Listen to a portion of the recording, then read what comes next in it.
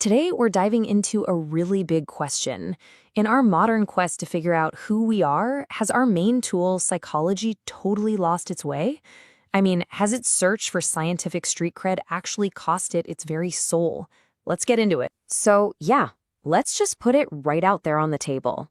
Has psychology, the actual study of the psyche, completely forgotten what it was supposed to be exploring in the first place? That's the big mystery we're going to try and unravel today. You know, this quote just nails it. It's from Ioannis Agastatos, remembering back when he was a student. He's all excited, right? He runs out to learn about the human soul. And what does he find? A book full of monkeys and rats. It perfectly captures this huge disconnect at the heart of psychology's strange journey. And that brings us right to our first section. See, the thing is, for psychology to be taken seriously as a hard science, it felt like it had to ditch its original subject, the soul, the psyche, because you can't really measure that stuff. So it started focusing only on what it could observe in lab. I mean, just think about the word itself. Psychology. It's straight from the Greek psyche, which means soul, and logos, which means study. So literally, the study of the soul. And yet, for most of its modern life, the field has acted like the soul is this embarrassing, unscientific idea to be avoided at all costs. Kind of weird, right? So how in the world did that happen? Well, it kind of started back in 1879, with the first labs trying to measure our inner world. Then, you fast forward to the 1930s, and behaviorism takes over.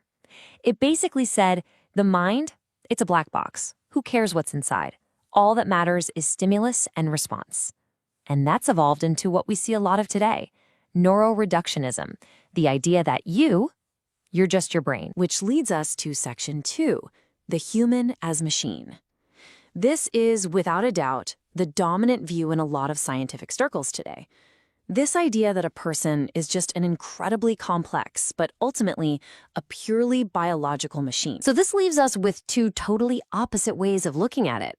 On one hand, you have the materialist view. You are 1.5 kilograms of brain tissue, just a computer made of meat, and your consciousness is just a side effect of all those neurons firing. But then there's the holistic view. You are a consciousness, and you're just using a body to experience life. The brain isn't the source, it's more like a radio receiver. And make no mistake, this isn't some fringe theory. A super well-respected neuroscientist, Dr. George Paxinos, says it flat out. Most people in his field just don't think the word soul is even necessary. In their view of the world, there's no ghost in the machine. It's all just machine. Okay, but hold on. Let's really think about that for a second. If everything that makes you is in the neocortex, this thin little layer on your brain, are you really just a few hundred grams of goo inside your skull? Does that really sound right to you? Does that capture the incredible depth of your own experience? It feels a little absurd. Which brings us to the other side of the argument. All the evidence that suggests there really is a ghost or something more living inside the machine of our body. Let's get some perspective here. Get this. Modern physics tells us that all the stuff we can see and touch and measure, that's only 4% of the known universe. 4%! So if a purely materialist worldview is missing 96% of reality out there, why would we be so sure it explains 100% of the reality in here? Oh man, I love this quote from Arthur Koestler. He basically says that in our rush to be scientific, we stopped looking at rats like they were little people, and instead we started looking at people like they were just big rats. It's such a brilliant way of asking, have we lost something absolutely essential by boiling all of human complexity down to these simple animal models? So what kind of evidence points to this something more? Well, what about the thousands of documented near-death experiences where people report crystal clear thoughts and perceptions while their brain shows no activity? Or out-of-body experiences? This all supports these powerful metaphors that the brain isn't the creator of consciousness, it's just the transponder. Or, my favorite analogy, you are the driver, not the car. You know, this whole debate is nothing new. Actually, if you want to find a really powerful alternative to the whole human as machine idea, you can go way back to ancient wisdom and its most famous piece of advice, know thyself. Gnouthi seoton, Know thyself. These two words were carved into the temple of Apollo at Delphi. They were a cornerstone of ancient Greek philosophy. But what did they really mean by that? When you hear know thyself today, you probably think it means, knowing your personality type, your strengths, what you're bad at. But what if the real meaning is something way, way deeper than that? And this is where we find this incredible ancient concept called autognosia, or self-knowledge.